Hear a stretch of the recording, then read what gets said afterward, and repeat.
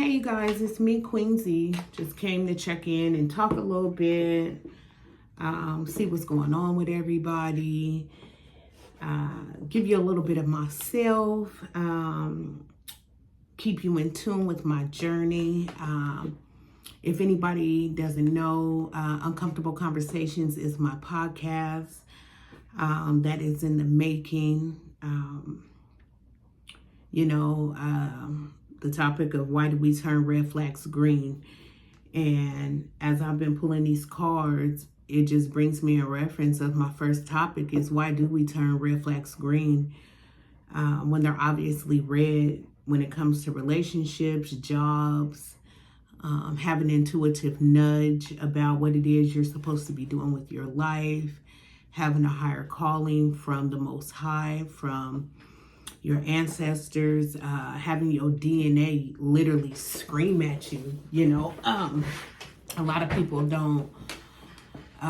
really don't understand, and sometimes they come with judgy eyes because they don't understand when it comes to spirituality or religion and the difference between the two, because there is a huge difference. But when you are a part of the divine and you're called to do something big with your life, or you're called to help people in a way that you never thought was possible, and sometimes it's even beyond your understanding or understanding of something, and just come into the realization that it's bigger than you, it's bigger than us. I do believe with all my heart that the frequency of life as we knew it is changing and is becoming of the love and light. And so being a part of that, it has been different for me. It has caused me to shed people, places, and things. A lot of my friends that I have for 20 and plus years, some of them I don't talk to today. People think that when you have this intuitive gift that it's this bundle of joy. Some people think like, oh, if I could only see, or if I only knew. Like, no, sometimes you don't want to know. People think like when you get such a big gift that, things are just miraculously better for you all of a sudden. And that's not the case. If you treat yourself as an equal, if you love equally, you don't have any... what's the word I'm looking for? I hold myself to the same standard that, and I view myself, I don't see myself above anyone. I'm subject to go through anything like anyone else. Some days I cry because I'm like, dang, it's a lot. And, I'm a lot harder on myself than probably what I should be, because I'm very conscientious about doing the right thing. I'm very mindful how I treat people today, and that wasn't my life. Anybody that knows me, they know where I come from. They know my background. Personally, the ones that know me personally. And boy, have I gone through a great shedding. I'm glad to be here. Is every day easy? No, of course it ain't. A lot of the red flags that I was turning green kind of is what thrusted me into really realizing what I was being called to do, and opening up my heart and my mind, and allowing me to see things from a different side, having a different perspective, allowing me to heal, allowing me to grow. The death of the ego, I literally had to die. I literally had to shed a piece of myself to gain this peace that I have. And just, never judge a book by its cover. You don't come in judging. You come in with an open mind. You never know what the next person is going through or what they have to go through to get what they have.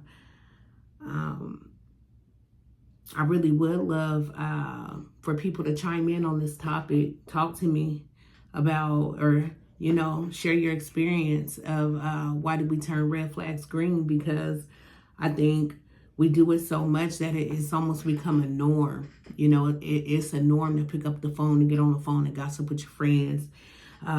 It's a norm to keep dating a person that may be snooping through your phone or may have yelled at you or embarrassed you in the community. Or it's a norm to go to a job where you're not happy and the income isn't incoming. It's not doing what it's supposed to do. Having numerous red flags be very red in your face, we will make them green either out of comfortability or because we're scared of change. I was accustomed to doing that with a lot of different things, relationships, my jobs, my time. I remember being in a place in my life where I was very projectful. I was going through things with my personal family and losing things at a rapid rate, and feeling very like accusatory. Not really accusatory. That's not the word that I want to use. I had a lack of accountability for the things that I was going through and experiencing in my life. And you know, I was more worried about that postman that was delivering the news to whoever they were delivering it to, because I was under judgment. And I think at the end of the day, when I did start to do the work and I started working on me, did I start to see that it only made me angry because a lot of the stuff that they were saying was true. You know, at that point in time in my life, is there anything I would change in my life? If I knew that I would have the same outcome that I have today, I would change absolutely nothing because I love who I am today. Yes, my days are heavy.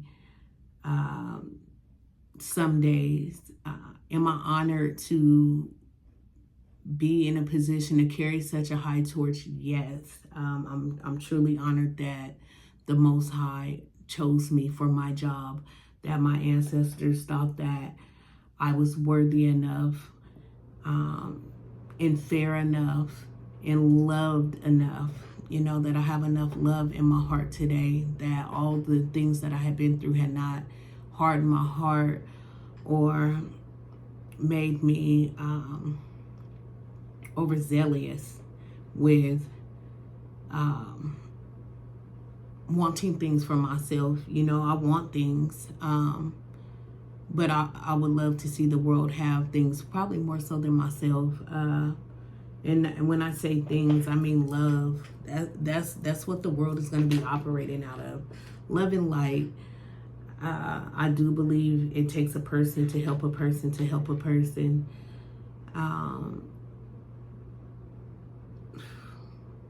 Like,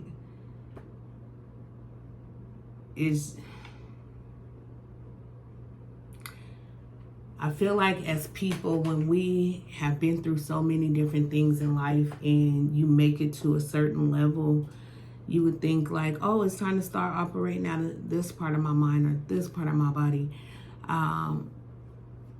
But I just think spiritually, on a spiritual level, I feel like while these awakenings are going out, everybody's not going to ascend. Everybody's not choosing to ascend. Everybody's not choosing to be of their higher self and doing and operating out of a place of love and light. Yeah, so that's the topic for tonight. Tune in, drop a comment, let me know what you think. Thanks for allowing me, Queen Z, to share a piece of myself and to open up the platform for open conversations on and uncomfortable conversations. Some of these things that people are uncomfortable talking about, maybe shedding light on some things that people don't understand. Hopefully this gives you a better understanding and an understanding. Ashe.